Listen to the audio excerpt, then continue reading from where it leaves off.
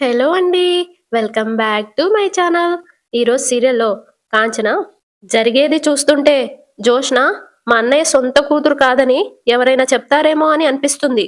అనగానే దీప ఇంకా కార్తీక్ షాక్ అయితారు. శ్రీధర్, నువ్వు అనవసరమైన విషయాలు చాలా దూరంగా ఆలోచిస్తున్నావు కాంచన అని అంటా ఉంటే కాంచన, లేదండి. నా ప్రతి ఆలోచనకి సాక్ష్యం ఉంది. ప్రతి అనుమానానికి ఆధారం ఉంది. సాక్ష్యం కార్తీక్, ఆధారం దీప అనగానే కార్తీక్ లేచి, ఆధారం లేదు, ఆధార్ కార్డు లేదు. నువ్వు ఇలాంటి ఆలోచనలన్నీ పెట్టుకొని మనసు పాడు చేసుకోకమ్మా అని అంటా ఉంటే కాంచన, ముందు నువ్వు నిజమేంటో చెప్పరా. ఏం లేదమ్మా, నిజం చెప్పరా అనగానే కార్తీక్, నిజం నిజం అంటే ఏం చెప్పాలి. జోష్న సుమిత్రత్త కూతురు కాదు, అందుకే శాంపిల్స్ మ్యాచ్ అవ్వలేదు, ఓకేనా అనగానే కాంచన ఇంకా శ్రీధర్ షాక్ అవుతారు. కాంచన, ఏంటి, జోష్న మా అన్నయ్య కూతురు కాదా అని అడుగుతుంది. అప్పుడు కార్తీక్, అవునమ్మా, జోష్న మామయ్య కూతురు కాదు. నువ్వు వెళ్ళి అసలైన కూతురుని వెతికి తీసుకురా. వెంటనే శ్రీధర్, ఏంట్రా జోక్ చేస్తున్నావా అని అడుగుతాడు. లేకపోతే ఏంటి మాస్టరు, అనుమానం అనేది అందనంత ఎత్తున ఎగురుతున్న గాలిపటం లాంటిది. మన అపోహలన్నీ వదులుతున్న దారం లాంటివి. అపోహలు పెరిగే కొద్దీ అనుమానం ఇంకా ఎత్తుకు ఎగురుతూ ఉంటుంది. ఒకసారి ఆ అపోహలన్నీ తెంచేసి చూడు, అనుమానాలన్నీ గాలిపటంలాగా గాలికి ఎగిరిపోయి ఏ చెట్టుకో ఉరేసుకుంటాయి అని అంటా ఉంటే కాంచన, సరేరా, నావన్నీ అనుమానాలే అపోహలే అనుకుందాం. నీకు ముందుగానే శాంపిల్స్ గురించి ఎలా తెలుసు అనగానే కార్తీక్, జోష్న హాస్పిటల్కి వచ్చినప్పుడు శాంపిల్స్ ఇవ్వడానికి బాగా ఇబ్బంది పడింది అనగానే కాంచన, రాత్రి కూడా ఇదే మాట చెప్పావు కదరా, కొత్తగా ఏమీ లేదా అని అడుగుతుంది. అప్పుడు కార్తీక్, కొత్తగా అంటే ఏముంటుందమ్మా, డాక్టర్ చెప్పినట్టు శాంపిల్స్ మ్యాచ్ అవ్వలేదు. జోష్న ఏమంటుంది, టెస్టింగ్ రాంగ్ అంటుంది. పారు అయితే ఏకంగా శాంపిల్సే మారిపోయి ఉంటాయి అంటుంది. ఏది నిజమో ఏది అబద్ధమో మాకు కూడా తెలియదు, కానీ ఒక్కటి మాత్రం చెప్పగలనమ్మా, మాకు ఈ కన్ఫ్యూజన్స్ ఎక్కువ రోజులు ఉండవు. క్లారిటీ వచ్చే రోజు తొందరలోనే ఉందనిపిస్తుంది అని అంటా ఉంటే దీప తనలో తాను, నిజం తెలిసిపోతుందని బావ అంటున్నాడు. నిజం బయటపడడమే దారైతే జోష్న మా అమ్మని బ్రతకనివ్వదు అని అనుకుంటూ ఉంటది. ఇటు జోష్న పారుతో, గతంలో మనం చేసే చిన్న చిన్న తప్పులు మనకి భవిష్యత్తు లేకుండా చేస్తాయి గ్రాని అని అంటా ఉంటే పారు, నేనేం చేశాను అని అడుగుతుంది. జోష్న, టెంపుల్లో అన్నదానం కార్యక్రమం జరుగుతున్నప్పుడు మా మమ్మీని చంపబోయింది ఎవరో తెలియదు, కానీ చంపించాలి అనుకున్నది మాత్రం నువ్వే అని నాకు తెలుసు గ్రాని. అప్పుడు దీప కాపాడింది. దీప కాపాడకపోయి ఉంటే ఈ పాటికి మా మమ్మీకి సంవత్సరికం కూడా అయ్యేది. గతించిన ఆమె చావుకి సాక్షిగా ఫామ్ హౌస్లో సమాధి కట్టేవాళ్ళం. మనం పూలమాల వేసి శ్రద్ధాంజలి ఘటించేవాళ్ళం అనగానే పారు షాక్ అవుతూ, నేను సుమిత్రని చంపబోయానని నీకెలా తెలుసు అని అడుగుతుంది.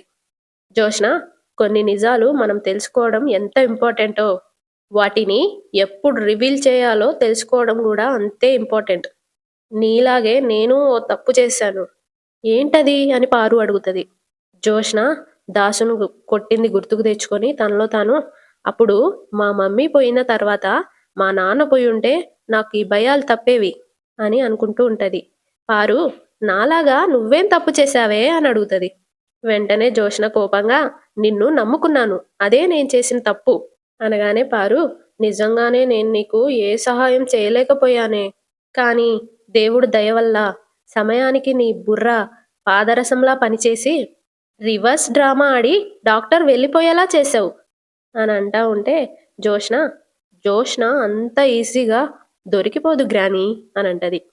అప్పుడు పారు, కానీ ఒక్కరికి దొరికిపోయావే, ఎవరికి అని జోష్న అడుగుతుంది. అప్పుడు పారు, ఆ కార్తిక్ గాడికి. జోష్న, బావకి నిజం తెలిసిపోయిందా, నీకెలా తెలుసు అని పారుని అడుగుతుంది. వెంటనే పారు, శాంపిల్స్ మ్యాచ్ అవ్వవని నాకు ముందే తెలుసని వాడు నాతోనే అన్నాడే. వాడు అంత కాన్ఫిడెంట్గా చెప్పాడు అంటే నిజం తెలిసినట్టే కదా అనగానే జోష్న, బావకి నిజం తెలుసుంటే సైలెంట్గా ఉండడు గ్రాని. జోష్న నీ మనవరాలు కాదు తాత, అందుకే రిపోర్ట్స్ ఇలా వచ్చాయి అని ఉండేవాడు. పారు ఏమో, మరెందుకు శాంపిల్స్ మ్యాచ్ అవ్వవని నాకు ముందే తెలుసన్నాడు అని అంటా ఉంటే జోష్న నీకు ఈ మధ్య అన్నీ లేనివి ఉన్నట్టు అననివి విన్నట్టు అనిపిస్తున్నాయి గ్రాని అనగానే పారు సరే వాడనలేదు నేను వినలేదు నువ్వు ఈ గండం నుండి ఎలా తప్పించుకుంటావో చెప్పు జోష్న నాకు కూడా తెలియదు అని అంటది అప్పుడు పారు ఇలా ఎన్ని రోజులు మేనేజ్ చేస్తావే నువ్వడిగే ఏ ప్రశ్నకి నా దగ్గర సమాధానం లేదు గ్రాని కానీ సమాధానం చెప్తాను అని జోష్న వెళ్తా ఉంటే పారు జోష్న సమాధానం చెప్తానని ఎక్కడికి వెళ్తున్నావే అని అంటూ సుమిత్రని ఏమైనా చేస్తావా ఏంటి అయినా ఇప్పుడున్న పరిస్థితుల్లో నువ్వేం చేయగలవులే సుమిత్ర అసలైన కూతురు ఎక్కడుందో తెలిస్తే ఈ గండం నుండి బయటపడొచ్చు కనిపెట్టడానికి దాసుగాడు లేడు అదెక్కడుందో నాకు తెలియదు అసలు అసలైన వారసురాలు ఉందా లేదా ఉంటే ఎక్కడుంది అని అనుకుంటూ ఉంటది ఇటు దీప కూర్చొనుంటే కార్తీక్ దీప కోసం జ్యూస్ చేస్తా ఉంటాడు దీప ఏమో డాక్టర్ అన్న మాటలు గుర్తుకు తెచ్చుకుంటూ ఉంటది జోష్న కన్న కూతురు కాబట్టి తనే వాళ్ళమ్మని కాపాడాలి బోన్ మ్యారోని ఆవిడ కన్న కూతురైన జోష్నే ఇవ్వాలి అని అంటదిగా అది ఇంకా మీ మనవరాలి బ్లడ్ శాంపిల్స్ మీ కోడలు గారికి మ్యాచ్ అవ్వలేదు అని అంటదిగా అది సుమిత్ర దగ్గుతూ బ్లడ్ వామిటింగ్ చేసుకుంటదిగా అది అన్ని గుర్తుకు తెచ్చుకుంటూ బాధపడుతూ ఉంటది దీప కార్తీక్ జ్యూస్ చేస్తూ చేస్తూ మనకి ఎన్ని పనులున్నా ఆరోగ్యం గురించి జాగ్రత్త తీసుకోవాల్సిందే అంటూ దీపకి జ్యూస్ ఇస్తాడు తాగు అని దీప ఇప్పుడేం వద్దు బావా అనగానే కార్తీక్ నేను చెప్పేది నీ ఆరోగ్యం గురించి కాదు బిడ్డ ఆరోగ్యం గురించి నువ్వు ఎలాగో నీ హెల్త్ గురించి పట్టించుకోవడం లేదు కదా అనగానే దీప నేను పట్టించుకోవడం లేదా అని అంటది అప్పుడు కార్తీక్ టాబ్లెట్స్ వేసుకుంటున్నావా నేను గుర్తు చేయాలి టైంకి భోంచేస్తున్నావా తినటానికి రా అని నేనే పిలవాలి రోజుకి 4 సార్లు 4 రకాల జ్యూసులు తాగమని చెప్పారు కదా తాగుతున్నావా అది కూడా నేనే తీసివ్వాలి అని అంటా ఉంటే దీప సారీ బావా తప్పు నాదే కార్తీక్ నువ్వు అలా అని అనుకోవచ్చు కానీ కడుపులో బిడ్డ అనుకోదు కదా ఏమనుకుంటుందో తెలుసా అని అడుగుతాడు దీప ఏమనుకుంటుంది అనేసరికి కార్తీక్ నాన్న అమ్మేమో అమ్మమ్మ గురించి ఆలోచిస్తూ నన్ను మర్చిపోయింది మరి నువ్వేం చేస్తున్నావు నా గురించి పట్టించుకోవాలి కదా నేను ఒకదాన్నున్నా అన్న సంగతి అమ్మకి గుర్తు చేయాలి కదా అని అంటుంది కడుపుతో ఉన్నప్పుడు మనం ఇష్టంగా ఏవైతే తింటామో అవే పిల్లల ఇష్టాలుగా మారుతాయంట నీకు దానిమ్మ జ్యూస్ అంటే చాలా ఇష్టం కదా మన బిడ్డకు కూడా అదే ఇష్టం ఇది నువ్వు తాగావంటే దానిమ్మకాయ అంత ఎర్రగా బిడ్డ పుడుతుంది అనగానే దీప ఇదేమి కుంకుమ పువ్వు కాదు బావా కార్తీక్ అలా అంటావనే ఇందులో కుంకుమ పువ్వు కూడా మిక్స్ చేశాను కుంకుమ పువ్వు ఒక్కటే కాదులే నా ప్రేమ కూడా అనగానే దీప నా కోసమా బిడ్డ కోసమా అని అడుగుతుంది కార్తీక్ నవ్వుతూ కూర్చొని నా బుల్లి రౌడీ కోసమే అని పొట్ట మీద చేసి చెప్తాడు ఏరా బుల్లి రౌడీ నీ గురించి అమ్మ పట్టించుకోకపోయినా నాన్న పట్టించుకోవాలి కదా అనగానే దీప అయితే ఈ బుల్లి రౌడీని నువ్వే మోయాల్సింది కంగారు పడుకుని మరదలా బయటికి వచ్చేంత వరకే నీతో ఉండేది బయటకు వచ్చిన తర్వాత ఈ నాన్న గుండెల మీద ఉంటుంది అడుగు కూడా కింద పెట్టనివ్వను అనగానే దీప కింద పెడితే అని అడుగుతుంది అప్పుడు కార్తీక్ నా అరచేతుల మీద అడుగులు వేయించి నడిపిస్తాను దీప కంటతడి పెట్టుకుంటది నా బిడ్డని నా అరచేతుల మీద నడిపిస్తాను అంటే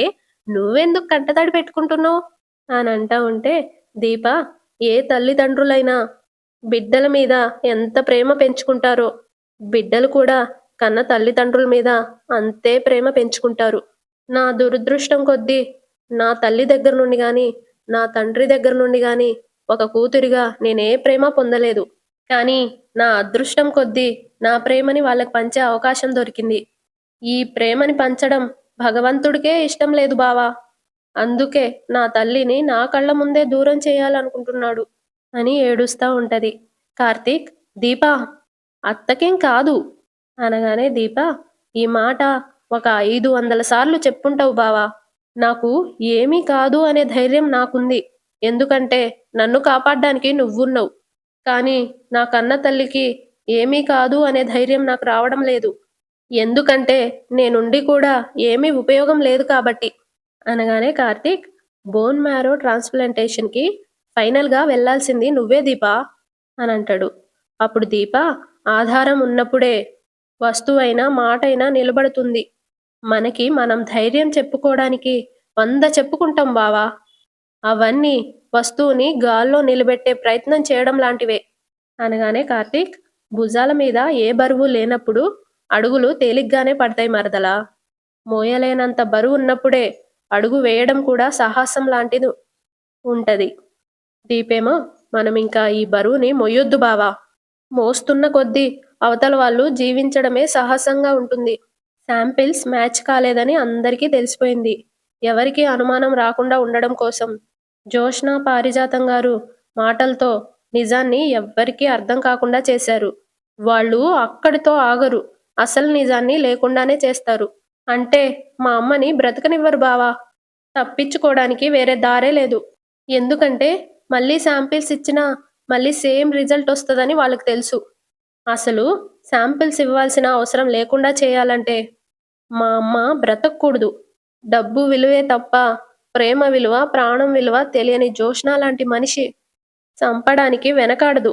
పారిజాతం గారు మనవరాల్ని కాపాడుకోవడం కోసం ఇంతకు మించిన మంచి సలహా ఇవ్వదు అని అంటా ఉంటే కార్తీక్, జరగదు మరదలా అనగానే దీప, ఏ నమ్మకంతో చెప్తున్నావు బావా? వాళ్ళు అనుకున్నది జరగకూడదు అంటే మనం అనుకున్నది జరగాలి. ఏం జరగాలి అని కార్తీక్ అడుగుతాడు. మా అమ్మని మనమే కాపాడాలి బావా. అందరికీ నిజం చెప్పకుండా అనేది నేను ఆలోచించలేకపోతున్నాను. కార్తీక్, నేను ఆలోచిస్తాను దీపా. మనం ఒకటి అనుకున్నాం, అదే చేద్దాం. ముందు నువ్వు ఈ జ్యూస్ తాగు అని ఇస్తాడు. దీప తాగుతా ఉంటే, మనం తీసుకున్న బాధ్యత మన సామర్థ్యం కంటే పెద్దది మరదలా. అయినా సరే సాధిస్తాం అనే నమ్మకం నాకుంది. ఈ రాత్రి గడవని ఏం చేయాలో నేను చెప్తాను. తాగు అని చెప్పి ఆలోచిస్తా ఉంటాడు. దీపేమో తనలో తాను, బావా ఏం చేయాలనుకుంటున్నాడు? అసలు జోష్న ఎలా తప్పించుకోవాలనుకుంటుంది? జోష్న ఏం చేయబోతుంది అని అనుకుంటూ ఉంటది. అటు జోష్న వెళ్ళి దాసుకు అన్నం వడ్డిస్తా ఉంటది.